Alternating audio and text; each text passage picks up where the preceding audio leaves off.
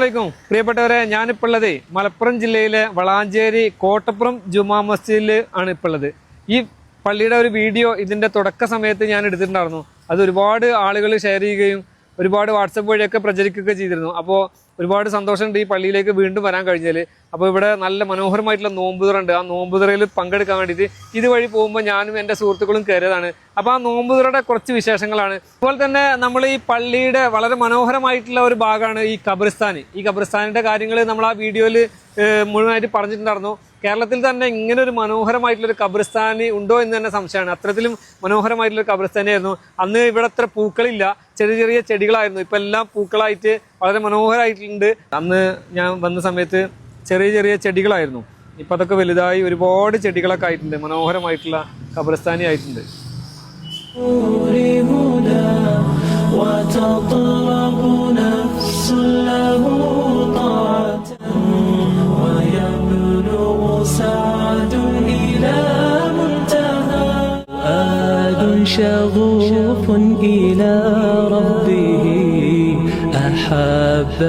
എന്താണ് ഒരുപാട് സന്തോഷമുണ്ട്. നമ്മുടെ ഈ റോഡ് സൈഡിൽ ഒരുപാട് യാത്രക്കാർക്ക് ഇങ്ങനെ ഒരുമിച്ച് നോമ്പ് തുറക്കാൻ കഴിയുന്ന രൂപത്തിൽ ഇങ്ങനെ സജ്ജീകരിച്ചിട്ടുള്ളത്. ഇത് എത്ര പേർക്ക് നോമ്പ് തുറക്കാൻ ഇവിടെ സജ്ജീകരിച്ചിട്ടുണ്ട്? 400 ആളുകൾക്ക് ഒരുമിച്ച് നോമ്പ് തുറക്കാനുള്ള ഒരു സൗകര്യം ഇവിടെ ഉണ്ട് അല്ലേ? എന്താണ് ഒരുപാട് യാത്രക്കാർ പോകുന്നൊരു റോഡ്, മലപ്പുറം പാലക്കാടിനെ കണക്ട് ചെയ്യുന്ന ഒരു ഭാഗമാകൊണ്ടേ ഒരുപാട് യാത്രക്കാര് ഈ ബൈക്ക് പോണ റോഡാണല്ലോ. സ്ത്രീകൾക്ക് നോമ്പറക്കാനുള്ള സൗകര്യം അവർക്കും ഉണ്ട്. അവിടെ അപ്പുറത്തെ സൈഡിൽ വെച്ചിട്ടുണ്ട്. ആൾക്കനുസരിച്ച് അവിടെ കൊണ്ടുകൊടുക്കും. അവിടെ കൊണ്ടുകൊടുക്കും. എത്ര ആളാ വരുന്ന എത്ര ആള് നോക്കിയിട്ടുള്ളത് അവിടെ കൊണ്ടുകൊടുക്കും. അവിടെ കൊണ്ടുകൊടുക്കും. വളരെ വിശാലമായി ചിന്തിക്കുന്ന കമ്മിറ്റിക്കാരാണ് ഇതിന്റെ ഒരു വിജയം, ഈ പള്ളിയുടെ ഈ നാടിന്റെ ഒരു വിജയം. ഈ പള്ളി എത്ര ഏക്കറയിലാണ്? 11. ഇതില് മൊത്തം 12 ഏക്കർ ഇവിടെ ഉള്ളത്. നമ്മളെ ഖബർസ്ഥാനും ഒക്കെ കൂടെ അതിലിപ്പോ 5 ഏക്കർ നമ്മൾ റബ്ബറാണ്.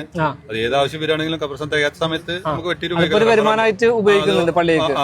വർഷത്തിൽ നമ്മള് പാട്ടത്തിന് കൊടുത്തിട്ട് അത് മഹല്ല് എന്ന് പറഞ്ഞാൽ ഒരൊറ്റ മെയ്യായി ഒറ്റക്കെട്ടായിട്ടാണ്. ഇവിടെ യാതൊരു വിഭാഗീയ എല്ലാ സംഘടനകളും ഉണ്ടെങ്കിലും പക്ഷെ സംഘടനാ തലത്തിൽ മഹല്ല് ഒറ്റക്കെട്ടാണ്.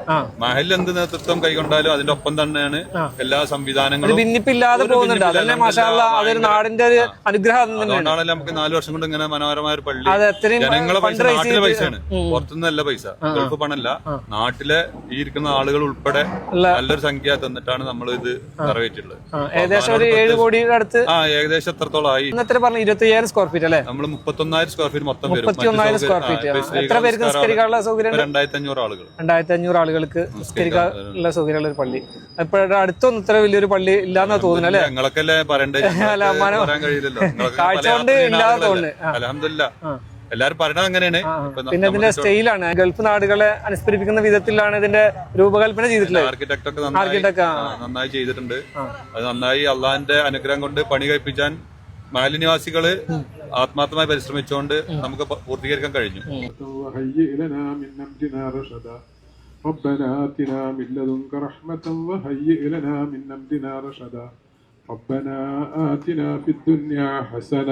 ഇത് കാണാൻ വേണ്ടി ഒരുപാട് ആളുകൾ ഇവിടെ വണ്ടി നിർത്തിയിട്ട് കാണാൻ വേണ്ടിട്ട് വരുന്നുണ്ട്. ഏത് മതത്തിൽപ്പെട്ട ആളുകൾക്കും ഇവിടെ കയറിയിട്ട് ബാത്റൂമൊക്കെ ഉപയോഗിക്കാനുള്ള സൗകര്യം ഉണ്ട് എന്ന് പറഞ്ഞിട്ടുണ്ട്. അങ്ങനെ തന്നെയല്ല, നമ്മള് ഇപ്പൊ സ്ത്രീകൾ കൂടി വന്നു കഴിഞ്ഞാൽ അവർക്ക് ഭക്ഷണം കഴിക്കാനുള്ള ഇതടക്കം നമ്മൾ പ്രൊവൈഡ് ചെയ്യണിച്ചിട്ടാണ്.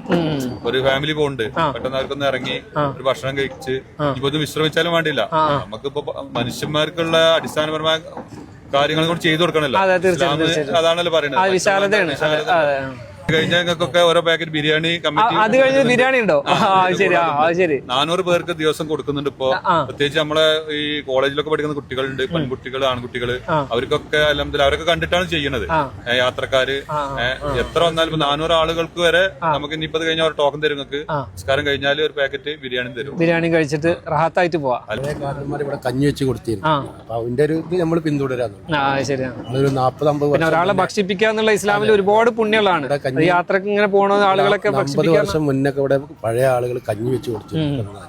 അതിന്റെ ഒരു തുടർച്ച നമ്മളിപ്പോ ബിരിയാണി ഇങ്ങനത്തെ ഒരു സംവിധാനങ്ങളായിരുന്നുള്ളൂ. നാട് വളരെ പട്ടിണിയുള്ള കാലത്താണ്, അതാണ് മനസ്സിലാക്കേണ്ടത്. അതെ, അന്ന് തന്നെ കൊടുക്കലാണ്. ഇതാണ് ബിരിയാണിക്കുള്ള ടോക്കണ്. അപ്പൊ ഇതാ മസാല നോമ്പറക്കുള്ള സമയമായിട്ടുണ്ട്.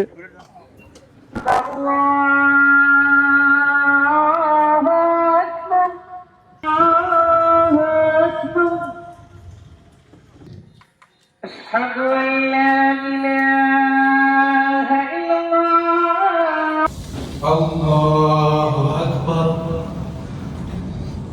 والقيامة اللهم اجعلنا الإله وتصفو الحياة.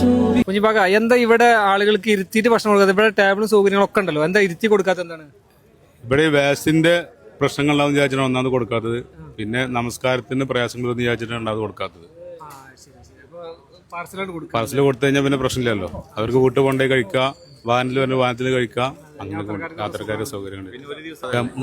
ഒരു ദിവസമല്ല, എന്നുള്ളതല്ലേ. അപ്പൊ അതിന്റെ വേസ്റ്റ് അത്യാവശ്യം നല്ല ഉണ്ടാവില്ല. അപ്പൊ അത് കാരണമാണ് മെയിൻ ആയിട്ട് ഇവിടെ ഇരുന്ന് കഴിക്കാനുള്ള സൗകര്യം ചെയ്യാത്തത്.